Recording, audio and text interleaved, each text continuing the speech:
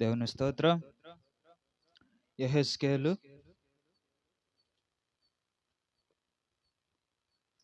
పాత నిబంధన గ్రంథము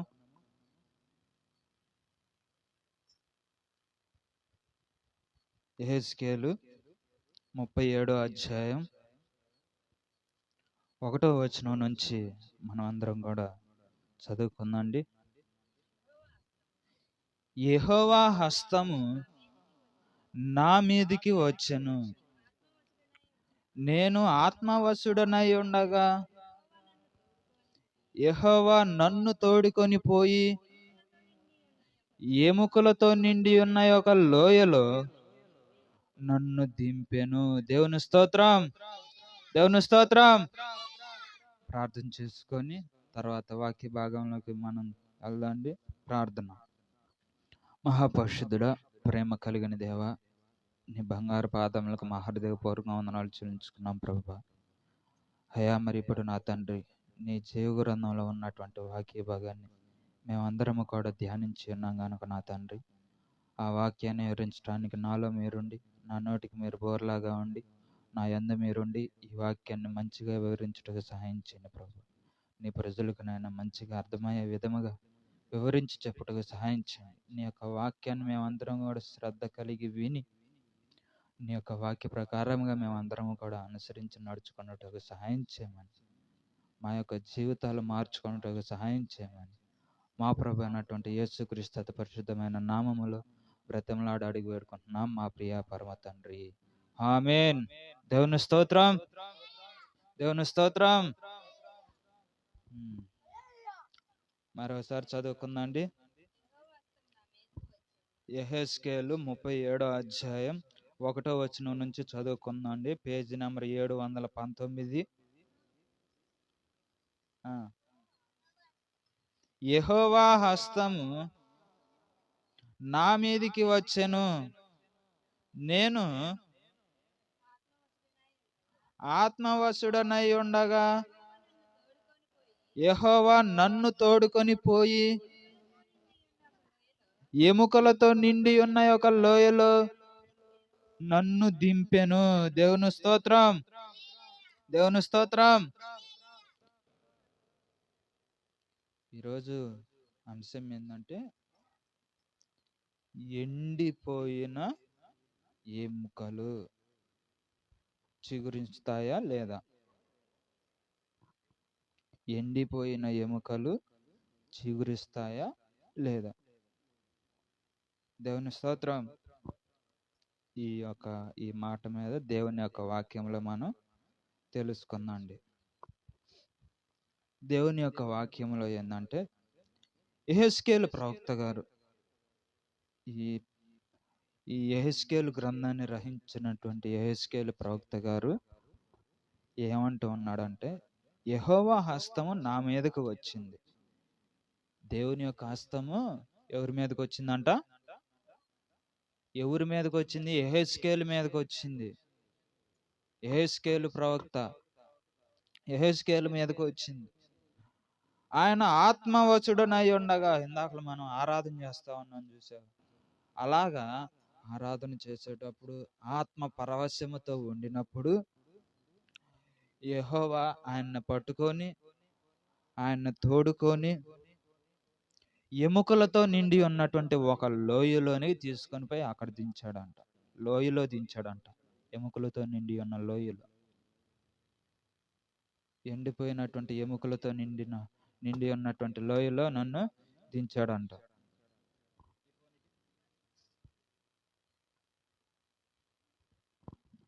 దించాడు.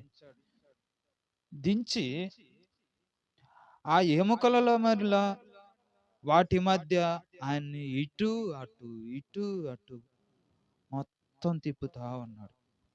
ఆ లోయలో మొత్తం అటు ఇటు మొత్తం కూడా ఆ లోయ మొత్తం కూడా తిప్పుతూ ఉన్నాడు. తిప్పుతూ ఉంటుంటే 2వ వచనం చదవండి.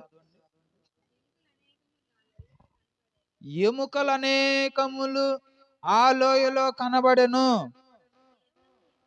అవి కేవలము ఎండిపోయినవి. దేవుని స్తోత్రం, దేవుని స్తోత్రం. ఆ ఎముకలు అట్టుండేయంట. ఎటు చూసినా కానీ జీవించే ఎముకలు లాగా ఉండయా, లేకపోతే ఎండిపోయిన ఎముకలు లాగా ఉండయా? ఎండిపోయిన ఎముకల వల్లే ఉన్నాయి. దేవుని స్తోత్రం. అందుకని ఇక్కడ 3వ వచనంలో మనం ఒకసారి చదవండి. ఆయన నరపుత్రుడా, ఎండిపోయిన ఎముకలు బ్రతకగలవా అని నన్నడుగగా, ప్రభువా ప్రభువా యెహోవా, అది నీకే తెలియనని నేను అన్నాను. అందుకు ఆయన ప్రవచనమెత్తి ఎండిపోయిన ఎముకలతో ఎట్లనము. దేవుని స్తోత్రం, దేవుని స్తోత్రం. ఇక్కడ ఏం చెబుతున్నాడని? ఎండిపోయిన ఎముకలతో సువార్త చెప్పాలంట. ఎండిపోయిన ఎముకలకి సువార్త చెప్పాలంట. ప్రవచనం ఎత్తి దేవుడు చెప్పినటువంటి మాటలు ఆ ఎముకలకి చెప్పాలంట. ఎముకలు ఏడనంటే వాక్యం, మనిషి చనిపోతాడు. చనిపోయినాక ఒక 4 రోజులకి బాడీ మొత్తం ఏం కారణకోకుండా కొత్త ఎండిపోయిన ఎముకలు మాత్రమే ఉంటాయి. పోయి ఆ ఎముకలారా దేవుని మాట వినండి, దేవుని వాక్యాన్ని వినండి అంటే ఏంటయ్యా? మరి ఇక్కడ ఎలా చెప్పాడు? యెహెజ్కేలు ప్రవక్త, మరి దేవుడు ఏర్పాటు చేసుకున్నటువంటి పాస్టర్ గారు, ఈయన పాస్టర్ గారు, ఆయన దేవుని సేవకుడు. ఆయన వెళ్ళి ఎండిపోయినటువంటి ఎముకలకి సువార్త చెప్తూ ఉన్నాడు. ఎండిపోయినటువంటి ఎముకలకి సువార్త చెప్తున్నాడు. చచ్చిపోయిన వాళ్ళు వింటారు? వినరు కదా. కాబట్టి ప్రియమైనటువంటి దేవుని బిడ్డలారా, ఆ ఎముకలు ఎండిపోయినాయి అంట.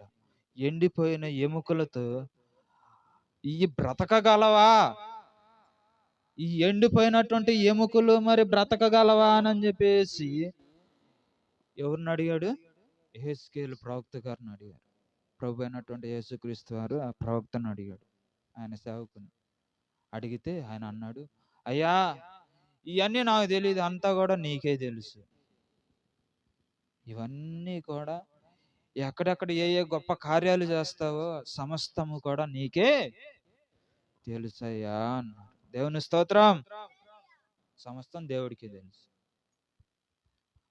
మనల్ని ఎలా పోషించాల్సింది, మనం ఎలా జీవించాల్సింది, ముందు జరగబోయేటటువంటి పరిస్థితి ఏంది, ముందు రాబోయేటటువంటి శోధనలు ఏంది, ముందు రాబోయేటటువంటి సంతోషాలు ఏంది, ఆనందం ఏంది, కష్టాలేంది, ఇబ్బందులేంది, ఇరుకులేంది, దేనిలో నుంచి విడిపిస్తాడు దేవుడు అని చెప్పేసి ముందు రాబోయేటటువంటి సిచ్యువేషన్స్ మొత్తం కూడా ఎవరికి తెలుసు? దేవునికి తెలుసు.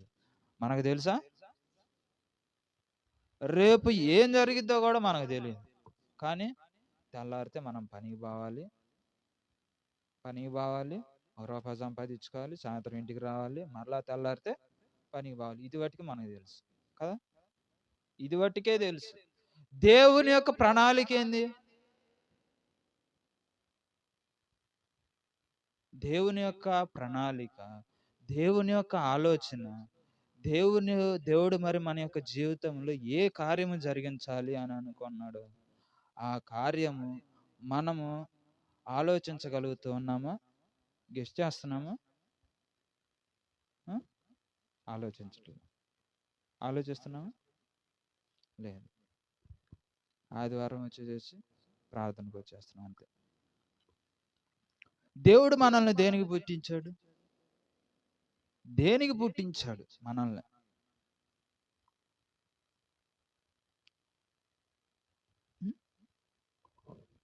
ఆయన్ని ఆరాధించడానికి, ఆయన్ని స్తుతించడానికి, మన ద్వారాగా ఆయనకి మహిమ ఘనత ప్రభావములు రావటానికి, మన ద్వారాగా ఆయనకి చెడ్డ పేరు రాకోకుండా, ఆయనకి చెడు పేరు రాకోకుండా, ఆయన్ని ఏడిపించుకోకుండా సంతోషింపజేసే వారముగా ఉంచటానికి దేవుడు మనలను పుట్టించాడు. అవ్వాదామును దేనికి పుట్టించాడు? ఏదేను తోట మొత్తాన్ని కూడా సేద్యపరచటానికి దేవుడు పుట్టించాడు. అవునా కాదా? అవునా కాదా?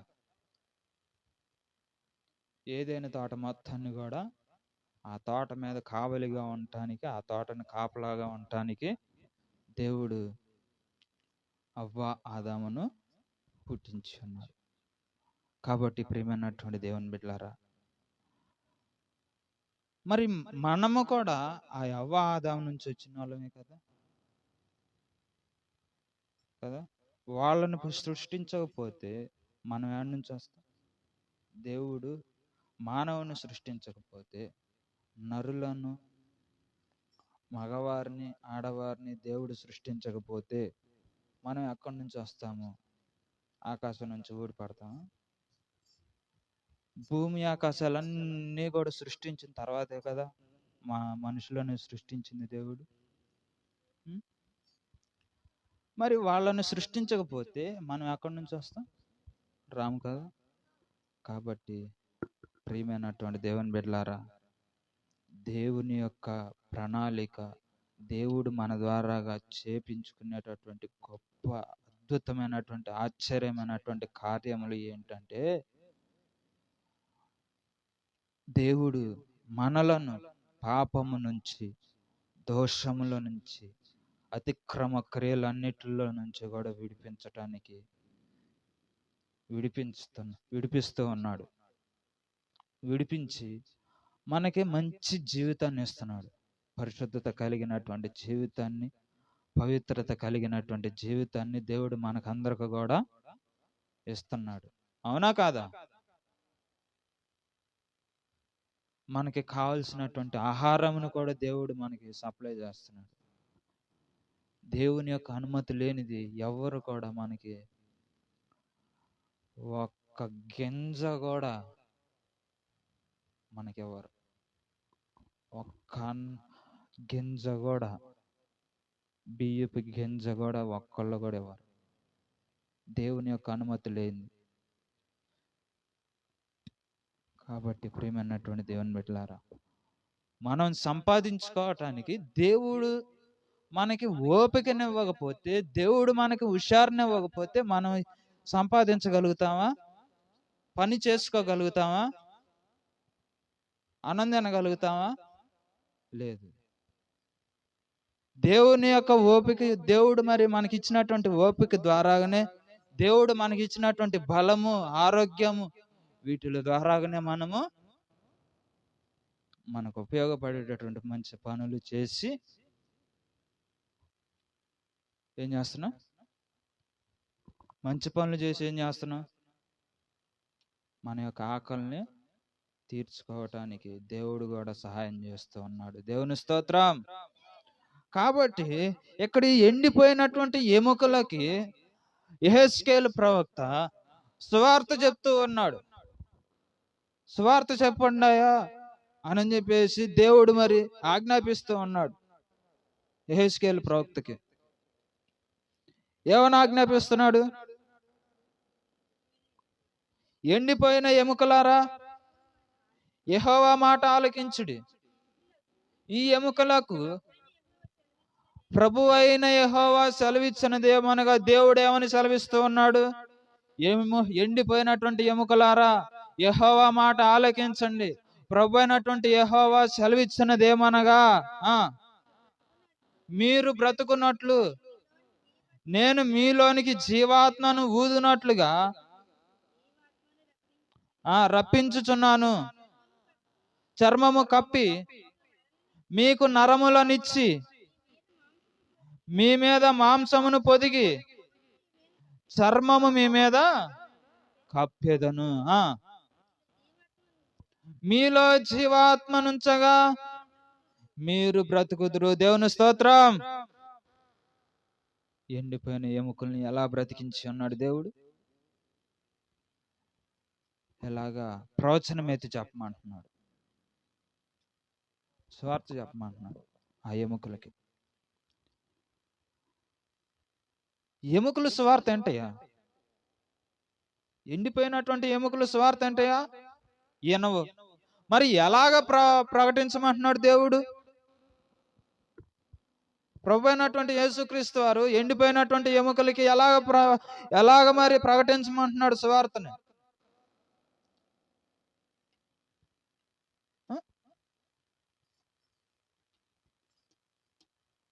కాబట్టి దేవుడు దీంట్లోనే గొప్ప మర్మాన్ని పెట్టి ఉన్నాడు. ఇశ్రాయేలీలు దేవుని మీద వ్యతిరేకంగా ఉండి, అంటే ఫస్ట్లోనేమో ఐగుప్తు దేశంలో బానిసత్వం చేస్తూ ఉన్నప్పుడు, దేవా మాకు సహాయం చేయ్యా, మమ్మల్ని ఆదరించాయా, ఈ బానిసత్వం నుంచి విడిపించాయా, ఈ బానిసత్వం నుంచి విడిపించడానికి నీ యొక్క దాసుని పంపించాయా, నీ దాసుని పంపించాయా అని చెప్పేసి ప్రార్థన చేశారు. బానిసత్వం చేస్తూనే, ఐగుప్తు దేశంలో ఫరో యొద్ద బానిసత్వం చేస్తూనే దేవుణ్ణి ప్రార్థించేసి ఉన్నప్పుడు ఆ యొక్క ప్రార్థన దేవుడు అంగీకరించి ఆ ఇశ్రాయేలీయులలోనే ఒక అతన్ని దేవుడు పైకి లేవనెత్తాడు. దేవుని స్తోత్రం. ఆయన పేరు ఏం పేరు? ఇశ్రాయేలీయులలోనే ఒక అతన్ని దేవుడు పైకి లేవనెత్తాడు. ఆ ఇశ్రాయేలీయులు అందరిని కూడా ఐగుప్తు దేశం నుంచి విడిపించటానికి. మోషే. దేవుని స్తోత్రం. అందరూ ఒకసారి చెప్పండి మోషే అని. అది కాబట్టి ప్రియమైనటువంటి దేవుని బిడ్డలారా, ఆ మోషే ద్వారాగా ఇశ్రాయేలీయులను ఐగుప్తు దేశము నుంచి అరణ్య ప్రాంతమునకు తీసుకొని వచ్చాడు.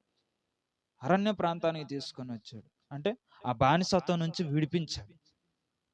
విడిపించి మరి వాళ్ళకి మంచి జీవితాన్ని ఇవ్వటానికి దేవుడు మరి ఎంతగానో ప్రయాసపడి ఉన్నాడు ఆయన యొక్క దాసుని ద్వారా. దేవుని స్తోత్రం.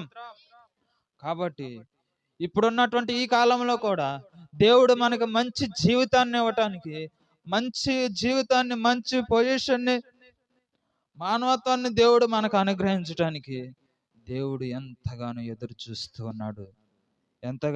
చూస్తూ ఉన్నాడు. నా బిడ్డలారా, నా మాట ఆలకించండి. నరులారా, ఎండిపోయినటువంటి ఎముకలారా, నా మాట ఆలకించండి. ఎండిపోయినటువంటి జీవితంతో ఎలా ఉంటున్నారు? ఎండిపోయినటువంటి జీవితంతో ఉంటే మీరు దేనికైనా పనికి వస్తారా? పనికిరారు. ఎందుకయ్యా ఇలాంటి ఎండిపోయినటువంటి జీవితంతో ఉండి ఎందుకు మరి నశించిపోతూ ఉన్నారు? ఎందుకు నశించిపోతున్నారు? నేనున్నాను కదా, మిమ్మల్ని సృష్టించినటువంటి దేవుణ్ణి నేను.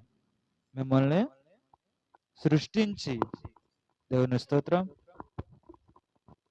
హల్లెలూయా, మిమ్మల్ని సృష్టించాను, మీకు ప్రాణాన్ని ఇచ్చాను, మీకు నరాలను ఇచ్చాను, మీలో మరి చర్మాన్ని ఇచ్చాను, మాంసాన్ని ఇచ్చాను, మీలో నా యొక్క ఆత్మను నింపి మీకు ప్రాణాన్ని కూడా ఇచ్చానయ్యా.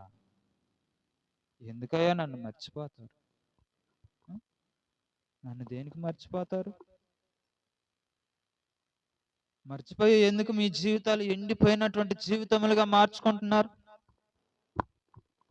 అని చెప్పేసి దేవుడు మరి ఎంతగానో మనల్ని బ్రతిమలాడుతూ ఉన్నాడు. దేవుని స్తోత్రం. కాబట్టి ప్రియమైనటువంటి దేవుని బిడ్డలారా, మనం అందరము కూడా దేవుని యొక్క మాటకు విలువిచ్చి, దేవా, ఎండిపోయినటువంటి జీవితంలో ఉన్నటువంటి వారిని కూడా నీ యొక్క మాటతో, నీ యొక్క వాక్యముతో వారిని బ్రతికించి ఉన్నారు. ఎండిపోయినటువంటి ఎముకలని మీరు బ్రతికించి ఉన్నారు.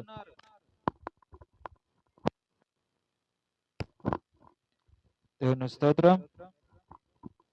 ఎండిపోయినటువంటి జీవితములను మీరు బ్రతికిస్తూ ఉన్నారయ్యా. కాబట్టి మా జీవితము కూడా బ్రతికించండి.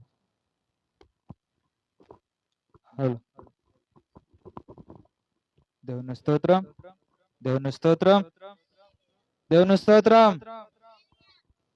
కాబట్టి ఇక్కడ మరలా కింద వచ్చిన చదవండి.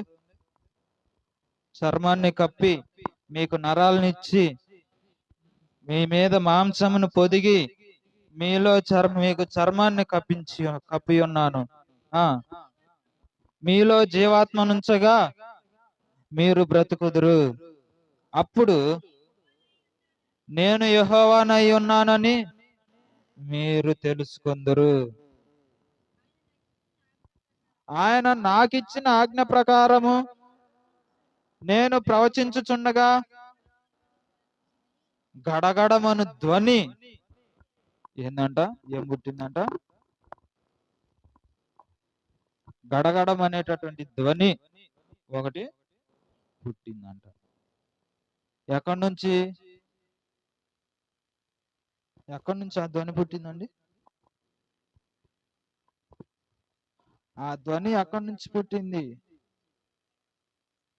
ప్రవచిస్తూ ఉన్నప్పుడు దేవుని యొక్క వాక్యము అక్కడ ప్రవచిస్తూ ఉన్నప్పుడు, అక్కడ మరి దేవుని యొక్క వాక్యం అక్కడ పారుతూ ఉన్నప్పుడు, అప్పుడు దేవుని యొక్క గొప్ప అద్భుతమైనటువంటి కార్యము చూడండి. గడగడం అనేటటువంటి ఒక ధ్వని ఒకటి పుట్టిందంట. ధ్వని ఒకటి పుట్టిందంట ఆ లోయలోనే గొప్ప ధ్వని పుట్టిందంట. అప్పుడు ఎముకలు ఒకదానితో ఒకటి కలుసుకోనేను. నేను చూచుచుండగా నరములను మాంసమును వాటి మీద వచ్చెను, వాటిపైన చర్మమును కప్పెను. అయితే వాటిలో జీవాత్మ ఎంత మాత్రం కూడా లేదు. ఉందా? దేవుని యొక్క జీవాత్మ ఎంత మాత్రం కూడా లేదు. దేవుని యొక్క ప్రవచనం ఎత్తి చెప్పి యెహెజ్కేలు ప్రవక్త గారు చెప్పి ఉన్నాడు. ఆ యొక్క ప్రవచనం ద్వారాగా, ఆ యొక్క దేవుని యొక్క వాక్యము ద్వారాగా మరి దేవుడు చెప్పినటువంటి మాట ఒక్క మాట కూడా పళ్ళు బాగోకుండా చెప్పి ఉన్నాడు. చెప్పినప్పుడు ఆ యొక్క మాట ద్వారాగా గడగడం అనేటటువంటి ధ్వని ఒకటి పుట్టి, ఆ ధ్వనిలోనే ఆ ఎముకలకి మాంసం వచ్చిందంట, నరాలు వచ్చినాయి అంట, ఎక్కడ ఎముకలు అక్కడ సెట్ అయిపోయినాయి అంట, పైన చర్మం కూడా వచ్చేసిందంట. మానవుల్లాగా ఉన్నాయి అంట. అంటే డెడ్ బాడీ లాగా ఉన్నాయి. ఎలా ఉండి? డెడ్ బాడీలో ఉన్నట్టు ఉన్నాయి. కానీ వాటిలో జీవాత్మ ఎంత మాత్రం కూడా లేదు. ఉందంట? లేదు. మరి అది యాడ్ నుంచి వచ్చింది? గాలి పంపు తీసుకొని గాలి కొడితే వచ్చిందా? జీవ ఆత్మ కదా, జీవమే కదా గాలి. ప్రాణం అంటే గాలే కదా. మరి గాలి పంపు తీసుకొని కొడదామా? మరి పంచర్ వేసే షాపుల కాడ పెద్దది ఎంత లాగుతుండేది గ్యాస్, దాన్ని పెడదామా? మరి ఎట్ట బ్రతుకుతారు? కింద చదవండి, అక్కడ నుంచి చదవండి కిందకి. అప్పుడు ఆయన ఎన్నో వచనం? 9వ వచనం. నరపుత్రుడా, జీవాత్మ వచ్చినట్లు మళ్ళీ ఇంకో ప్రవచనం ఎత్తి చెప్పమంటున్నాడు. జీవాత్మ రావటానికి ఇంకో ప్రవచనం ఎత్తి చెప్పమంటూ ఉన్నాడు దేవుడు. నరపుత్రుడా, జీవాత్మ వచ్చినట్లు ప్రవచించి ఇట్లనము, ప్రభువగు యెహోవా సెలవిచ్చున్నది ఏమనగా, జీవాత్మ నలుదిక్కుల నుండి వచ్చి హత్తులైన మీరు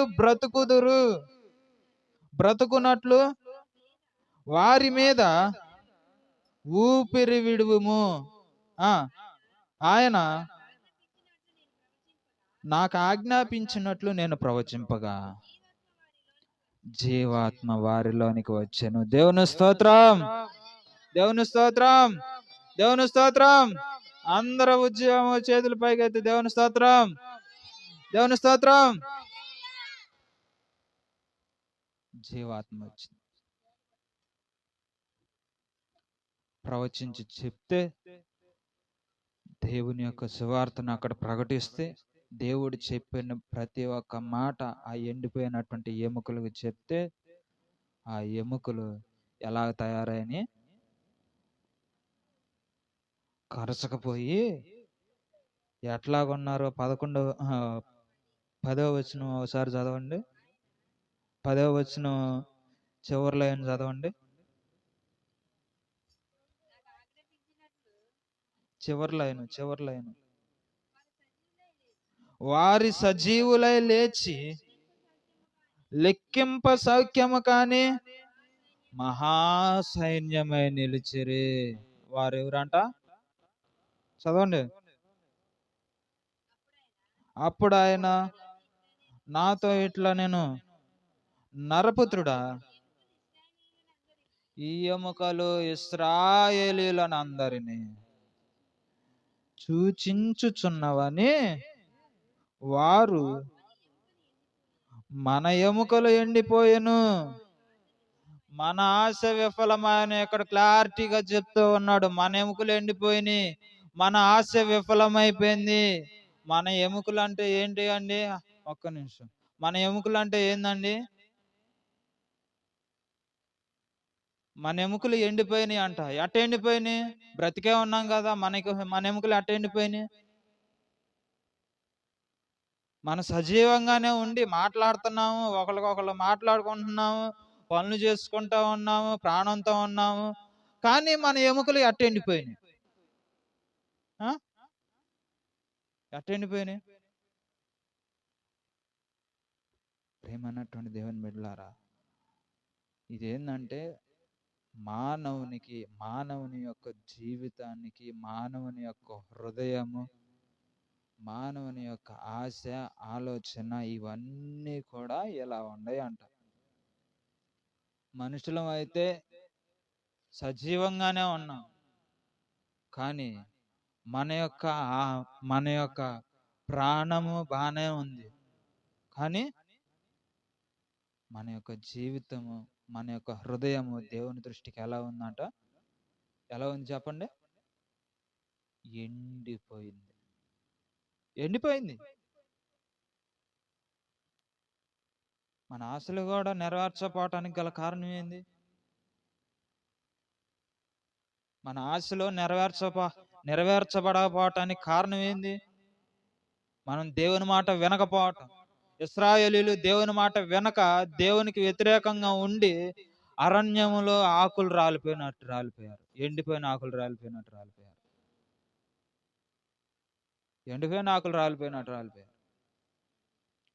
కాబట్టి మన యొక్క జీవితం ఎలా ఉంది దేవుని దృష్టిలో? ఎండిపోయిన జీవితం లాగా. హృదయం కూడా ఎండిపోయిన హృదయం లాగా. హృదయము జీవితము ఎండిపోయింది. దీన్ని ఫలింపజేసుకోవాలి, దీన్ని సజీవముగా ఉంచుకోవాలంటే ఎవరు? మన యొక్క బంధుత్వం మనల్ని సజీవంగా ఉంచిద్దా? మన స్నేహితులు, మన యొక్క తల్లిదండ్రులు, మన భార్య అయినా కానీ, మన భర్త అయినా కానీ సజీవంగా ఉంచుతారా? ఎవరు ఉంచుతారు? ప్రభు అయినటువంటి యేసుక్రీస్తు వారు మాత్రమే. ఆయనకు మాత్రమే సాధ్యం, మరి ఎవరికి కూడా సాధ్యము కాదు. దేవుని స్తోత్రం. కాబట్టి ప్రేమన్నటువంటి దేవుని బిడ్డలారా, మన యొక్క ఎండిపోయినటువంటి జీవితాలు చిగురించబడాలి అని అంటే, దేవా ఎండిపోయినటువంటి జీవితముతో ఉన్నామయ్యా, నీకు పనికిరానటువంటి జీవితముతో ఉన్నామయ్యా, నీకు పనికిరానటువంటి జీవితంతో ఉన్నాం. చెడిపోయిందయ్యా మా జీవితం, మా హృదయం చెడిపోయింది. ఇర్మియాలో అంటాడు, హృదయము అన్నిటికంటే ఘోరమైనది, బహు ఘోరమైనది, బహు వ్యాధి కలిగిందంట, ఘోరమైనదంట. లోయగా ఉందంట. అగాధమైనటువంటి లోయగా ఉందంట. అగాధమైనటువంటి లోయగా ఉందంట. లోయగా ఉన్నప్పుడు మరి ఈ భరించలేనటువంటి ఈ యొక్క వ్యాధి ఈ లోయలో నుంచి ఎలా తీయాలి? చెడిపోయినటువంటి లోయ, భరించలేనటువంటి వ్యాధి, భరించలేనటువంటి ఘోరమైనటువంటి పరిస్థితిలో ఉంది మన యొక్క హృదయం. మనం చెడు పని చేయాలన్నా, మంచి పని చేయాలన్నా కానీ ముందు మెయిన్ ఎక్కడి నుంచి వచ్చిందండి? హృదయం నుంచి మనకి, మన యొక్క ఆలోచనలకి, మన యొక్క మైండ్కి ఇచ్చింది. ఆ మైండ్ ఆలోచింపజేసింది. ఫలాంది చేస్తే ఫలాంది, ఫలాంది చేస్తే ఫలాంది అని చెప్పేసి ఇలాగా మన యొక్క హృదయము చెడు వాటికి ఫుల్గా సహకరిస్తుంది, బాగా సహకరిస్తుంది. ఎలా? బూతులు మాట్లాడాలన్నా, నరహత్య చేయాలన్నా, దొంగతనం చేయాలన్నా, అబద్ధాలు ఆడాలన్నా, ఇంకా తిట్టాలన్నా, కొట్టాలన్నా, ఇంకా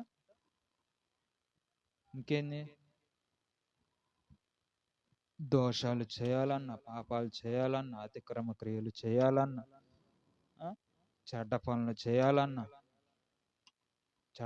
చేయాలన్నా ఎక్కడి నుంచి? హృదయమే ప్రేరేపింపబడుతుంది. ప్రార్థన చేయాలన్నా కానీ హృదయమే ప్రేరేపించింది. ఎలా ప్రేరేపించింది? ప్రార్థన చేయాలనే హృదయం ఎలా ప్రేరేపించింది అంటే, మనము ఈ ప్రేరేపణలు, ఈ ఆశలు, ఈ యొక్క చెడు మార్గం అంతా కూడా ఇది నాకు నచ్చలేదు, ఇది నాకు నచ్చలేదు అని చెప్పేసి ఎప్పుడైతే మొత్తం కూడా అవాయిడ్ చేస్తామో అప్పుడు వచ్చింది ప్రార్థనా జీవితం. మొత్తం చెడ్డ కార్యాలు, వ్యతిరేకమైనటువంటి పనులు, వ్యతిరేకమైనటువంటి మాటలు, వ్యతిరేకమైనటువంటి పొజిషన్, వ్యతిరేకమైనటువంటి ప్రవర్తన, ఇవన్నీ కూడా మన యొక్క క్రియలన్నీ కూడా మార్చివేయబడినప్పుడు అప్పుడు వచ్చింది దేవుని మీద ఇంట్రెస్ట్. అప్పుడు దాకా రాదు. అప్పుడు దాకా ఈ లోకంలో ఎట జీవించాలంటో, ఏం చేయాలంటో, రేపొద్దున ఏం తప్పు చేయాలంటో, రేపొద్దున ఏం అబద్ధం ఆడాలంటో, రేపొద్దున ఎలా కొట్టాలంటో వేరే వాళ్ళు, ఇలాంటి ఆలోచనలు వస్తాయి. ఇలాంటి ఆలోచనలు వచ్చి మన యొక్క జీవితం ఎట్టుందంట? ఎండిపోయిన జీవితం లాగా. ఎండిపోయిన జీవితం లాగా. ఇశ్రాయేలీయులు అరణ్య ప్రదేశంలో దేవుని మీదే తిరుగుబాటు చేశారు. దేవుని యొక్క దాసుడైనటువంటి మోషే మీదనే తిరుగుబాటు చేశారు. మోషే మీద తిరుగుబాటు చేశారు. దేవుడు ఆజ్ఞల పలకలు ఇచ్చాడు, 2 రాతి పలకలు ఇచ్చాడు, 10 ఆజ్ఞల పలకలు. ఎంతమంది తెలుసు 10 ఆజ్ఞల పలకలు? 10 ఆజ్ఞలు, మోషేకి 10 ఆజ్ఞల పలకలు ఇచ్చాడు. ఎంతమంది తెలుసు? చేతులు అతండి. 2 రాతి పలకలు ఇచ్చాడు. 2 రాతి పలకలు మోషేకి ఇచ్చాడు. ఎక్కడ? సీనాయి పర్వతం మీద, సీనాయి కొండ మీద 40 రోజులు ఉపవాసం ఉండి, అంటే ఆయన యొక్క ప్రజల కాడికి పోకోకుండానే, ఇశ్రాయేలీయుల కాడికి పోకుండానే దేవుడు మరి మోషేని 40 రోజులు ఆ యొక్క సీనాయి కొండ మీదనే, ఆ పర్వతం మీదనే దేవుడు అతన్ని అక్కడ ఆపేశాడు.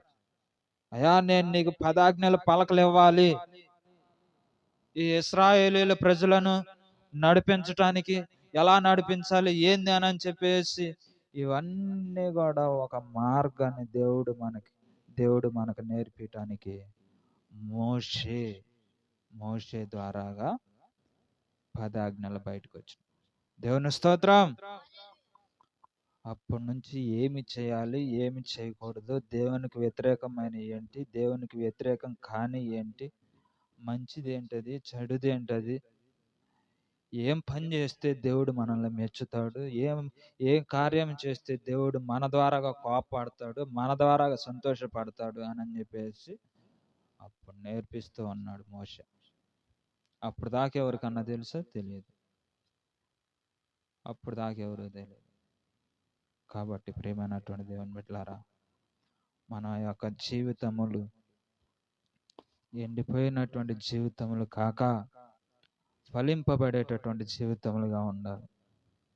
ఫలింపబడేటటువంటి వారిగా ఉంటే మనకి దేవుడు గొప్ప అద్భుతమైనటువంటి ఆశ్చర్యమైనటువంటి కార్యములు జరిగించడానికి దేవుడు సిద్ధముగా ఉన్నాడు. దేవుని స్తోత్రం. ఆశ్చర్యమైన అద్భుతమైన కార్యం జరిగించడానికి దేవుడు సిద్ధంగా ఉన్నాడు. అందుకనే మత్తయి సువార్త 11:28 ఏం చెప్తూ ఉన్నాడు? ఏం చెప్తున్నాడు? ప్రయాసపడి భారం మోసుకొనుచున్న సమస్త జనులారా నా యొద్దకు రండి, నేను మీకు విశ్రాంతిని కలుగజేస్తును. నేను సాత్వికుడను, దీన మనసు గలవాడును కనుక. ఇంకేమంటున్నాడు?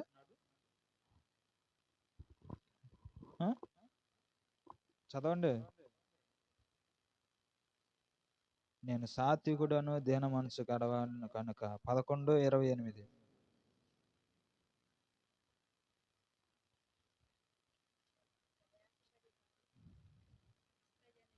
29వ వచనం చదవండి.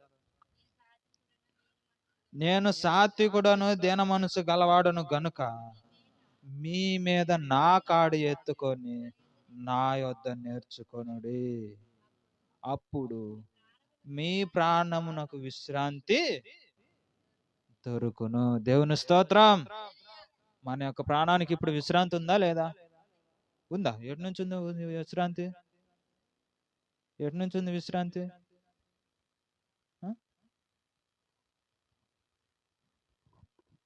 ఎక్కడుంది విశ్రాంతి? మన యొక్క ప్రాణానికి విశ్రాంతి ఉందా లేదా? ఎందుకు లేదు? విశ్రాంతి ఎందుకు లేదు? విశ్రాంతి మన యొక్క ప్రాణానికి ఎందుకు లేదు? ఎటు నుంచి మన యొక్క ప్రాణానికి విశ్రాంతి ఉంది?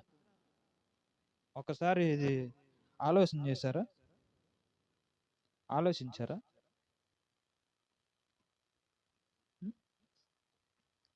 పుట్టిన కాడి నుంచి కాస్త మనకి ఊహ తెలిసిన కాడి నుంచి ఏం చేయాలి, ఏంది, ఏం పని చేయాలి, ఏంది, ఎలా ఉండాలి,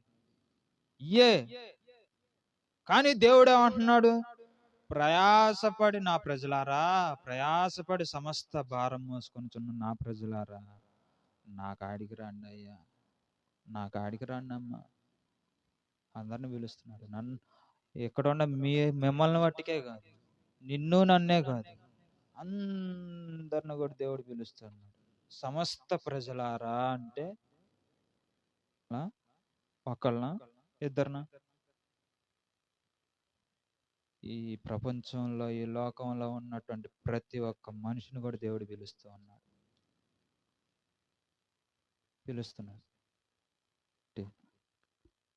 మరి దేవుని యొక్క పిలుపుకి, దేవుని యొక్క కేక వినాలి. దేవుని యొక్క పిలుపు ఏంది? ఎలా పిలుస్తున్నాడు? ఏంది ఆయన స్వరం? ఏంది అని చెప్పేసి ఆయన యొక్క స్వరాన్ని మనం కనిపెట్టి దేవునికి మనం అవకాశం ఇస్తే దేవుడు మన యొక్క ప్రాణానికి విశ్రాంతి కలగజేస్తాడు. ఆయన యొక్క కాడి భారమ కాదంటండి. ఆయన కాడి భారమా? బైబిల్ గ్రంథం భారమా? బైబిల్లో ఉన్న వాక్యాలు భారమా? ప్రార్థన, పాటలు. ఇప్పుడు మీరు వచ్చి కూర్చున్నారు, మీకు మిమ్మల్ని అట్ట కూర్చోబెట్టి మీ నెత్తిన ఎంత పెద్ద బండరాయి పెట్టానా? పెట్టలేదుగా. బరువుగా ఉండటానికి ఈ బండరాయి ప్రార్థన అయిపోయిన దాకా దించమాకండి అన్నాను? లేదు కదా. ఏమంటున్నా? ప్రార్థన నేర్చుకోండి, వాక్యం చదవటం నేర్చుకోండి. నేను చెప్పే ప్రతి ఒక్క వాక్యాన్ని మీరు చదవండి, చదివి మీరు కూడా నేర్చుకోండి అని చెప్పేసి మీకు చెప్తూ ఉన్నా, నేర్పిస్తూ ఉన్నా. రోజు అదేగా జరుగుతుంది. ఇదంతా ఏమన్నా పెద్ద భారమా? లేదు కదా. వస్తున్నాము, మెలకుండా కూర్చుంటున్నాము, అందరం కూడా సరదాగా ఉంటున్నాము, ప్రార్థన నేర్చుకుంటున్నాము, వాక్యాలు చదువుకుంటున్నాము, పాటలు నేర్చుకుంటున్నాము, రోజుకి ఒక పాట నేర్చుకుంటున్నాము. రోజుకి కొత్త కొత్త అనుభవములను, దేవుని యొక్క అనుభవాన్ని మనము నేర్చుకుంటున్నాం. దేవుని స్తోత్రం. నేర్చుకోవట్లేదు అనేవాళ్ళు చేతులు ఎత్తండి ఒకసారి. అనుభవాన్ని నేర్చుకోవట్లేదు. రోజు వచ్చి పాస్టర్ గారు నువ్వు మాకు వాక్యం చెప్పట్లేదు, నువ్వు మాకు పాటలు నేర్పించలేదు అని చెప్పేసి అన్నోళ్ళు చేతులు ఎత్తండి.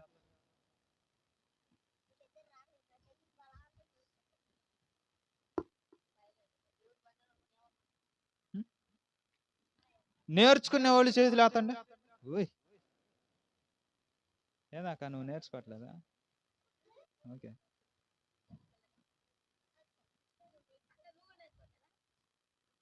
దేవుని స్తోత్రం. మనకు రోజు కూడా ఆయన యొక్క వాక్యాన్ని నేర్పిస్తున్న దేవునికి దేవుని స్తోత్రం. కాబట్టి ప్రియమైనటువంటి దేవుని బిడ్డలారా, చేతులు దించండి. ఏంది చేతులు నొప్పులు లేవా? అయితే ఎత్తే ఉంచండి. అయితే చేతుల నొప్పులు లేకపోతే. కాబట్టి ప్రియమైనటువంటి దేవుని బిడ్డలారా, అందుకని దేవుని యొద్ద నేర్చుకోవాలంట. దేవుని యొద్ద ఆయన యొక్క వాక్యాన్ని, ఆయన యొక్క ప్రార్థనని, ఆయన యొక్క సువార్తని ఎలా ప్రార్థన చేయాలి, ఎలా వాక్యం చదవాలి, ఆయన యొక్క మర్మం ఏంది అని చెప్పేసి దేవుని యొద్ద మనం అందరము కూడా నేర్చుకోవాలి. దేవుని స్తోత్రం. నేర్చుకోవాలనే పట్టుదల కూడా మనలో ఉండాలి. ఓరగా మరి ఏముందిలే పావ, రోజు చదివే వాక్యమేగా పాస్టర్ గారు, రోజు చెప్పే వాక్యమేగా, రోజు చదువుతున్నాగా. ఏం పాస్టర్ గారు, రోజు చెప్పే వాక్యమేగా. ఒక చర్చిలో కాదు, అన్ని చర్చిల్లో ఇదే వాక్యం అంటున్నాం పాస్టర్ గారు.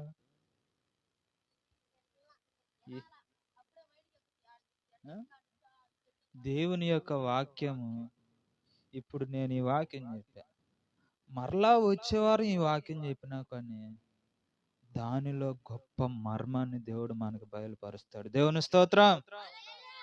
దేవుని యొక్క వాక్యాన్ని ఒక్క రోజుతో పోయేది కాదు, మన జీవితకాలం అంతా కూడా నేర్చుకునే పాఠం అన్నమాట. ఇది పాఠం. ఇది మన యొక్క జీవిత చరిత్ర. ఏంటది? మన యొక్క జీవిత చరిత్ర పరిశుద్ధమైనటువంటి గ్రంథంలో ఉంది. మనం ఎలా జీవించాలి, ఎలా బ్రతకాలి, ఎలా నడుచుకోవాలి, చెడుని ఎలా విడిచిపెట్టాలి, మంచిని ఎలా పట్టుకోవాలి, మంచిగా ఎలా అనుసరించి నడుచుకోవాలని చెప్పేసి ఈ యొక్క బైబిల్ గ్రంథంలో ఉంది. చిన్నపిల్లల గురించి ఉంది, పెద్దవాళ్ళ గురించి ఉంది, యవనస్తుల గురించి ఉంది, అప్పటికప్పుడు పుట్టిన పిల్లల గురించి కూడా దేవుని యొక్క వాక్యంలో ఉంది, ముసలాళ్ళ గురించి కూడా ఉంది.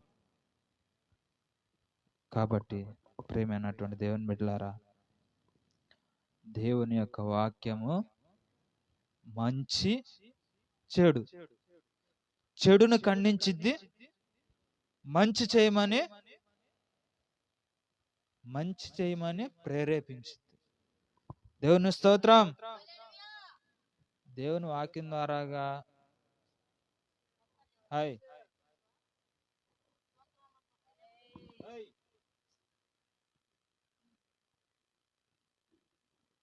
దేవుని యొక్క వాక్యం ద్వారాగా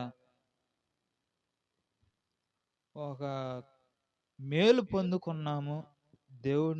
దేవునికి ప్రార్థన చేసి ఒక గొప్ప మేలు పొందుకున్నాము అన్నోళ్ళు చేతులు ఎత్తితే మంచిది. గొప్ప మేలు పొందుకున్నాము.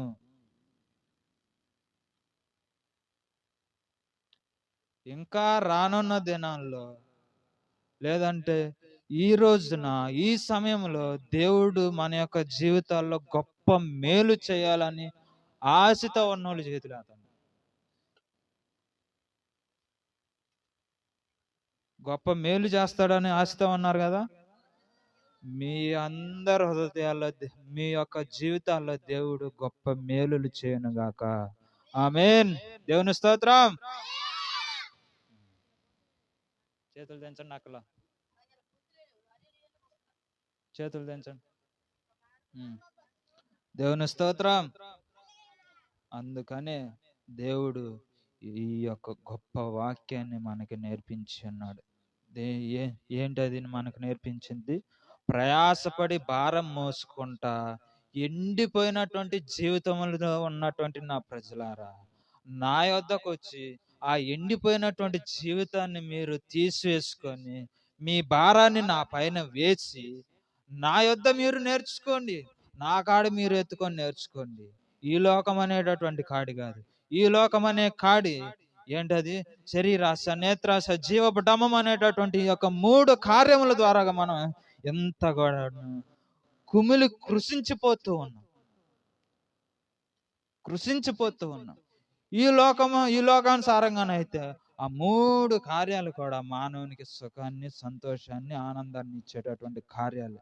కానీ అవి పరలోక రాజ్యానికి చేర్చేటటువంటి కార్యాలు కాదు అని చెప్పేసి మనం అందరము కూడా తెలుసుకోవాలి. దేవుని స్తోత్రం.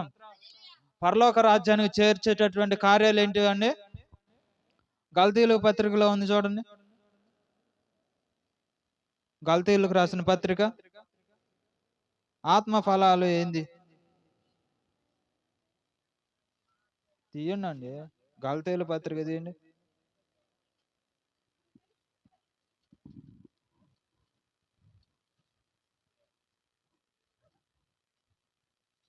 గల్తీలకు రాసిన పత్రిక 5వ అధ్యాయంలో ఉండేది చూడండి. 5వ అధ్యాయం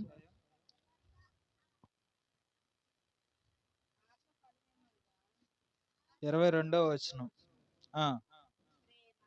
అయితే ఆత్మ ఫలమేమనగా ప్రేమ, అందరు చెప్పాలి ఈ మాటలు, ప్రేమ, సంతోషము, సమాధానము, దీర్ఘశాంతము, దయాళుత్వము, మంచితనము, విశ్వాసము, సాత్వికము, ఆశ నిగ్రహము, ఇట్టి వాటికి విరోధమైన నియమమేదియు లేదు. దేవుని స్తోత్రం. దేవుని స్తోత్రం. ఇట్టి వాటికి విరోధమైన ఏదన్నా ఉందా? ఆత్మను ఫలింపజేసేటటువంటి ఆ యొక్క మాటలు. ప్రేమ అంటే ఆత్మానుసారమైనటువంటి కార్యాలు. శరీర కార్యాలు అయితే వాటికి ఎన్ని వచనాలు ఉన్నాయి? 4 వచనాలు ఉన్నాయి.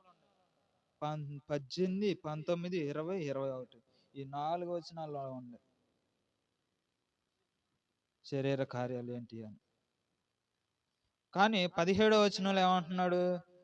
శరీరము ఆత్మకును, ఆత్మ శరీరమునకును విరోధముగా ఆపేక్షించును అంటున్నాడు. దేవుని స్తోత్రం. ఈ 2 కూడా ఒకదానికొకటి వ్యతిరేకంగా ఉన్నాయి అంట. శరీరం ఏమో ఈ లోకాన్ని కావాలనిద్ది, ఆత్మ ఏమో దేవుని రాజ్యం కావాలనిద్ది. ఎక్కువగా ఇంపార్టెంట్ దేనికి ఇస్తున్నాం? శరీరానికి ఇస్తున్నాం. శరీరం.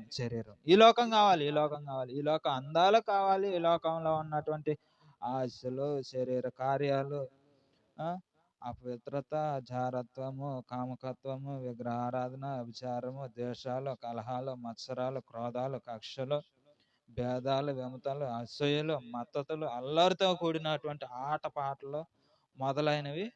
వీటిని గూర్చి నేను మునుపు చెప్పిన ప్రకారము ఇట్టి వాటికి చేయవాడు దేవుని రాజ్యంలో ఎన్నడూ కూడా తన యొక్క ఏడంకాలు కదా, తన యొక్క గోరు కూడా ప్రవేశించదంట.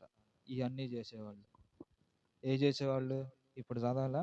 జారత్వం, అపవిత్రత, ఇవన్నీ చేసేవాళ్ళు వాటికి పరలోక రాజ్యంలో తన యొక్క ఏడంకాలు కాదు, తన యొక్క ఎడం చేతి గోరు కూడా దాంట్లో పరలోక రాజ్యంలో ప్రవేశం లేదంట. ఎక్కడ ప్రవేశం ఉంది? నరకంలో ప్రవేశం. అబ్బా, అసలకి నరకం ఎట తెరుస్తుండిద్ది.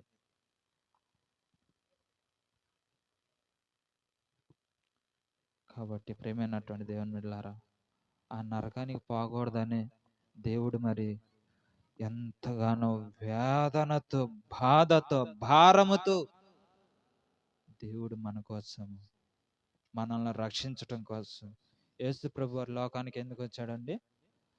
నశించిపోయేటటువంటి వారిని వెతికి రక్షించటానికి ఈ భూలోకానికి దేవుడు వచ్చి ఉన్నాడు. ఇలాగ మనం నశించిపోతున్నాం. ఎట నశించిపోతున్నాం? ఎలాగా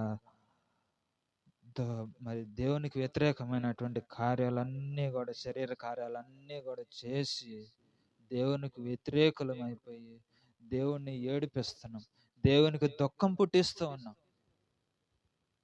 మనం ఇప్పుడు ఎక్కడ ప్రశాంతంగా మన ఇష్టానుసారంగా జీవిస్తున్నాం, కానీ దేవుడు మనకి కనపడుతున్నాడా? కనపడట్లేదు.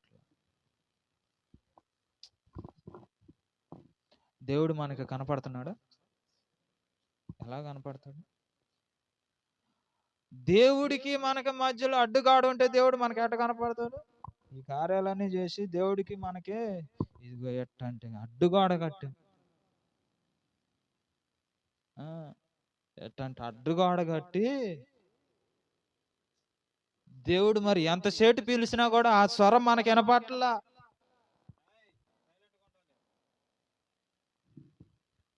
దేవుడు మనల్ని ఎంతసేటు పిలిచినా కూడా ఆయన యొక్క స్వరం మనకి వినపట్లా. ఓ నా ప్రజలారా, నా మాట ఆలకించండి అయ్యో అని చెప్పేసి దేవుడు ఎంతగానో మొత్తుకుంటున్నాడు.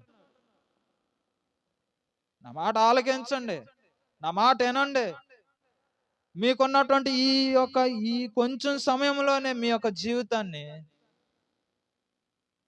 సరి చేసుకోండి అయ్యా, సరి చేసుకోండి, నా మాట ఆలకించండి అయ్యో అని చెప్పేసి దేవుడు మరి ఎంతగానో ఆవేదన చెందుతూ ఉన్నాడు.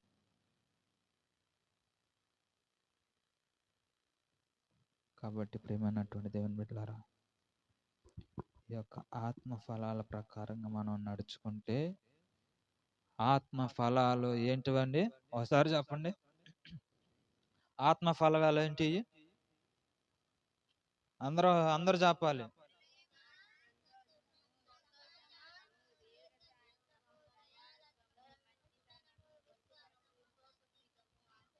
దేవుని స్తోత్రం. వీటికి విరోధమైనది ఏదన్నా ఉందా? ఆత్మ ఫలాలకు విరోధమైనది ఏదన్నా ఉందా? లేదు. అంత గొప్ప శక్తితో వీటిని దేవుడు మనకి నేర్పిస్తూ ఉన్నాడు. దేవుని స్తోత్రం. ఎందుకు? ఎండిపోయినటువంటి బ్రతుకులో నుంచి, ఎండిపోయినటువంటి జీవితంలో నుంచి ఫలింప చేయటానికి, ఆత్మానుసారంగా మనం నడిపింపబడటానికి దేవుడు ఈ యొక్క గొప్ప మాటలను మనకి ఈ రోజు చెప్తూ ఉన్నాడు. దేవుని స్తోత్రం. హల్లెలూయా.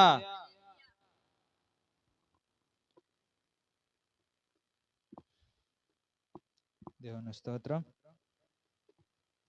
కాబట్టి ఎంతమంది మన యొక్క జీవితాల్లో మన యొక్క ఎండిపోయినటువంటి బ్రతుకు తొలగింపబడాలి అని కోరుకుంటున్నారు? ఎంతమంది చెప్పండి? ఎంతమంది మన యొక్క ఎండిపోయినటువంటి జీవితంలో నుంచి, ఎండిపోయినటువంటి బ్రతుకుల్లో నుంచి విడిపింపబడి మా యొక్క జీవితములు ఫలింపబడాలి, మా యొక్క హృదయం ఫలింపబడాలి దేవా అని చెప్పేసి ఎంతమంది అయితే కోరుకుంటూ ఉన్నారు? ప్రార్థన చేసుకున్నాండి. అందరం కలిసి ప్రార్థనలో ఏకీభవిద్దండి. ప్రార్థన.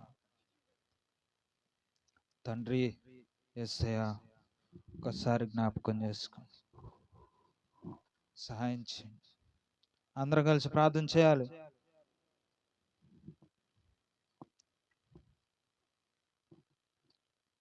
ప్రార్థన చేయాలని చెప్పి, అయ్యా ప్రభువా ఒక్కసారి జ్ఞాపకం చేసుకోండి, సహాయం చేయండి నా తండ్రి. అయ్యా కళ్ళు మూసుకొని ప్రార్థన చేయాలి అందరూ కూడా. కళ్ళు మూసుకొని ప్రార్థన చేస్తే దేవుడు మన యొక్క జీవితంలో గొప్ప కార్యములు చేయబోతూ ఉన్నాడు. అందరూ కూడా విశ్వాసముతో, నమ్మకముతో దేవుని ప్రార్థన చేయాలి. దేవా, అందరూ కూడా మీ యొక్క స్వరాలు ఎత్తి, మీ యొక్క గొంతు తెరచి, నోరు తెరచి మీ యొక్క హృదయపూర్వకంగా దేవుని ప్రార్థించాలి. తండ్రి యేసయ్యా, సహాయం చేయండి, సహాయం చేయండి, సహాయం చేయండి. వినపడాలి దేవుని ప్రార్థన చేయాలి. సహాయం చేయండి, సహాయం చేయండి, సహాయం చేయండి, సహాయం చేయండి ప్రభు. ఈ యొక్క ఎండిపోయినటువంటి బ్రతుకుల్లో నుండి, ఈ యొక్క ఎండిపోయినటువంటి జీవితాల్లో నుంచి మమ్మల్ని అందరిని కూడా విడిపించమని ప్రార్థిస్తున్నాను ప్రభు. అయా ప్రభు, ఒకసారి జ్ఞాపకం చేసుకోండి, నేను సహాయం చేయండి ప్రభు. అయా ఓ తండ్రి, ఎండిపోయినటువంటి ఎముకల్లారా నా మాట ఆలకించండి అంటున్నాను. అయా ఆలకించి మీరు చిగురించబడాలి, మీలోకి జీవాత్మ రావాలి. నా మాట వినండి, నా మాట ఆలకించండి, నా మాట చెవిని పెట్టండి, నా మాట ప్రకారంగా నడుచుకోండి అయ్యా అని చెప్పేసి మీరు చెప్తూ ఉన్నారు. ప్రభువా తండ్రి, సహాయం చేయండి, సహాయం చేయండి, సహాయం చేయండి ప్రభు. అందరూ కలిసి ప్రార్థన చేయండి అండి. సహాయం చేయండి ప్రభు, సహాయం చేయండి ప్రభు, సహాయం చేయండి, సహాయం చేయండి, సహాయం చేయండి. మరలా తర్వాత రోజుల్లో మరి మనకి ఏమి జరిగిద్దో కూడా తెలియదు కనుక మనందరము కూడా ఈ ఉన్నటువంటి యొక్క సమయంలోనే, దేవుడు ఇచ్చినటువంటి యొక్క గొప్ప అవకాశంలోనే మనం అందరము కూడా మన యొక్క జీవితాన్ని సరిచేసుకోవాలి. దేవా, ఒకసారి సహాయం చేయండి ప్రభా, ఒకసారి మా ప్రార్థన ఆరోగ్యించండి నాయన, మా ప్రార్థన మీ యొక్క చెవిని పెట్టండి నా తండ్రి. యేసయ్యా, ప్రయాసపడి భారం మోసుకుని చున్న సమస్త జనులారా నా యొద్దకు రండయ్యా అంటూ ఉన్నారు. మేమందరము కూడా నీ యొద్దకు రావాలని చెప్పేసి ఎంతగానో ఆశతో ఉన్నాము. నీ యొద్దకు వచ్చి నిన్ను ప్రార్థిస్తూ ఉన్నాం ప్రభు. అయ్యా, మా పైన ఉన్నటువంటి భారాన్ని తీసేయండి, తీసేయండి నా తండ్రి.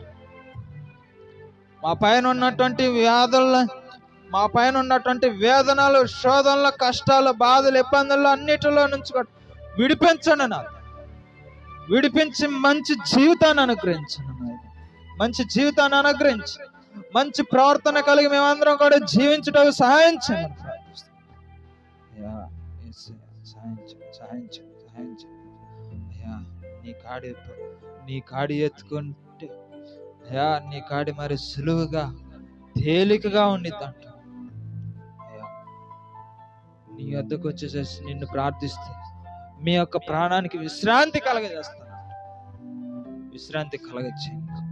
ఈ లోకపు ఆశలు, దురాశ, నేత్రాశ, జీవపు డమ్మము, శరీరాశ, నేత్రాశ, జీవపు డమ్మము అనేటటువంటి ఈ యొక్క కార్యాల్లో ఉండి, ఈ యొక్క దురాశల్లో ఉండి, ఈ దురాలోచనలో ఉండి నాయనా, మీరు ఇచ్చేటటువంటి గొప్ప మేలులను, మీరు దాచి ఉంచినటువంటి గొప్ప మేలులన్నిటిని కూడా నాయన మేమందరము కూడా నాయన మిస్ చేసుకుంటూ ఉన్నాం.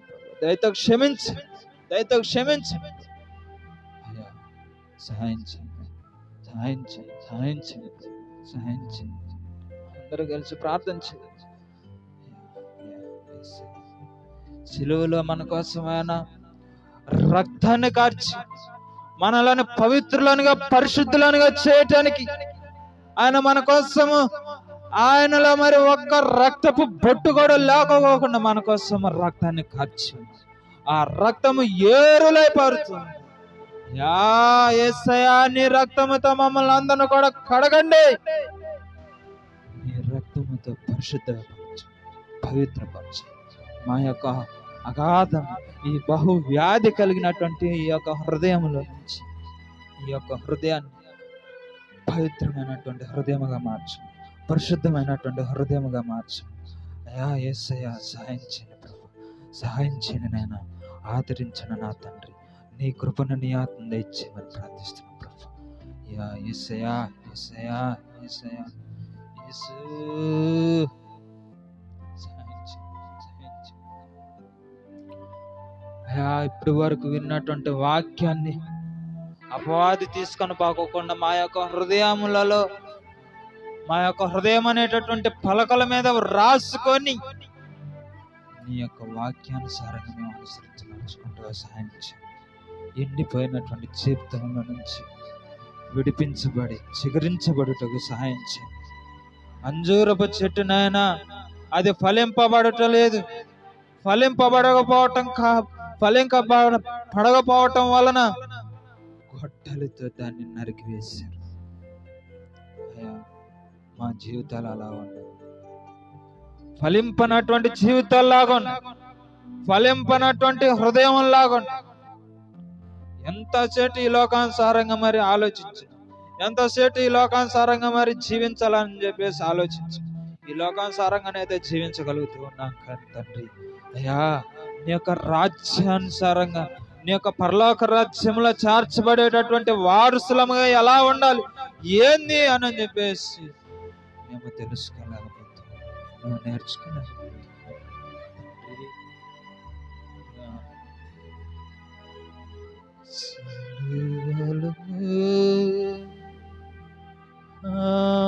సిలువలో అఘోర కల్వరిలో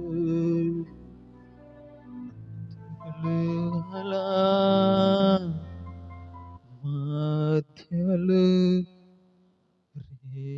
వేలాడిన యేసయ్యా, తులువల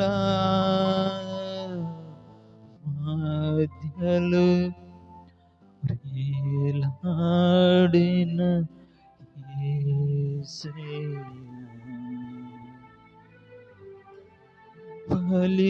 బలిహీన యేసయ్యా, విలిహీన యేసయ్యా, నిలువెల్ల నలిగితివా, నీవెంత నలసితివా,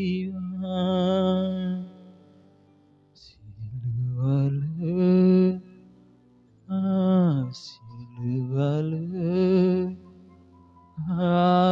అఘోర కల్వరిలో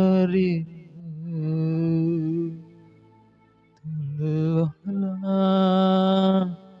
మధ్యలో వేలాడిన యేసయ్యా,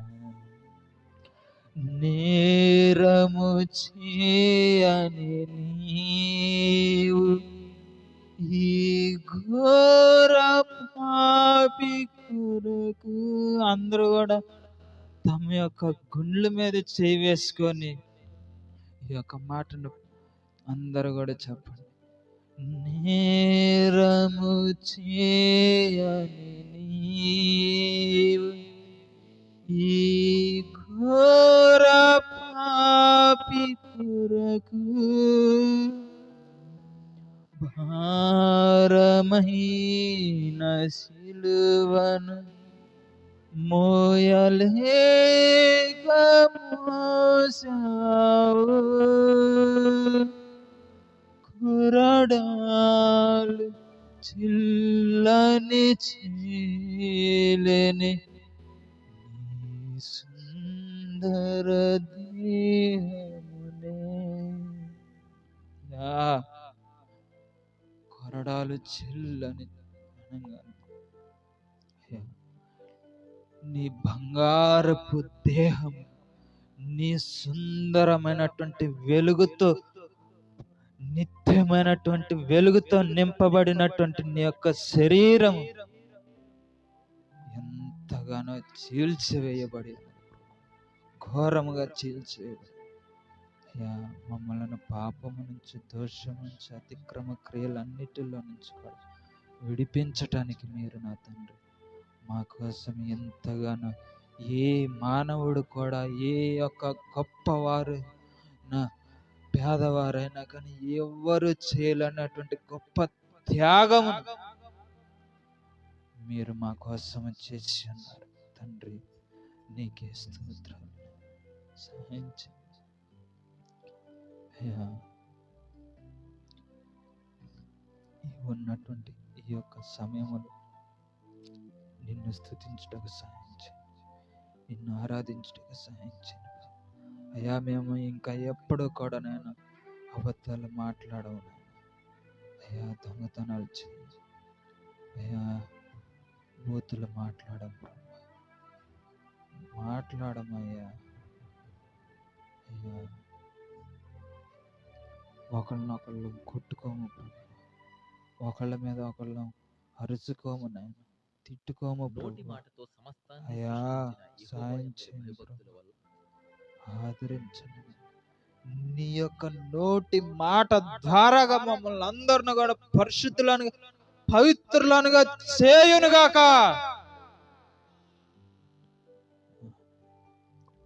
చేసినటువంటి ఈ యొక్క చిన్న ప్రార్థన నీ పరమ సన్నిధి చేర్చుకొని మా ప్రార్థన ప్రతిఫలాన్ని అనుగ్రహించమని మా ప్రభు అయినటువంటి యేసుక్రీస్తు అతి పరిశుద్ధమైన నామములో బ్రతిమలాడి అడిగి వేడుకుంటున్నాం మా ప్రియ పరమ తండ్రి, ఆమేన్.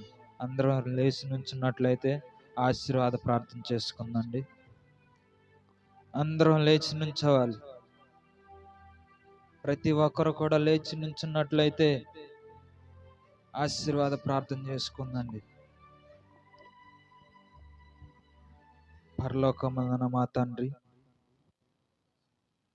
నీ నామం పరిశుద్ధపరచబడును గాక, నీ రాజ్యం వచ్చును గాక, నీ చిత్తం పరలోకమందు నెరవేరినట్లుగా భూమి యందును నెరవేర్చబడును గాక. నేడు అనుదినం ఆహారం మాకు దినదినము దయచేయము తండ్రి. మా ఎడల అపరాధములు క్షమించిన ప్రకారం మా అపరాధములను క్షమించండి.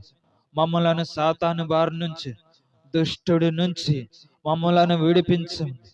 ఎందుకనగా రాజ్యము, బలము, శక్తి, మహిమ, ఘనత, ప్రభావములు యుగయుగములు తరతరములు నీవై ఉన్నావు తండ్రి. ఆమేన్. యేసు రక్తమే శిలువ రక్తమే అపాది క్రియలు అనంత నాశనమైపోయిన ప్రభు యేసు రక్తం సంపూర్ణ విజయంను, స్వస్థతను, మంచి సంపూర్ణమైనటువంటి ఆరోగ్యం అనుగ్రహించబడును గాక. ఆమేన్, ఆమేన్, ఆమేన్. దేవుని స్తోత్రం, దేవుని స్తోత్రం, దేవుని స్తోత్రం.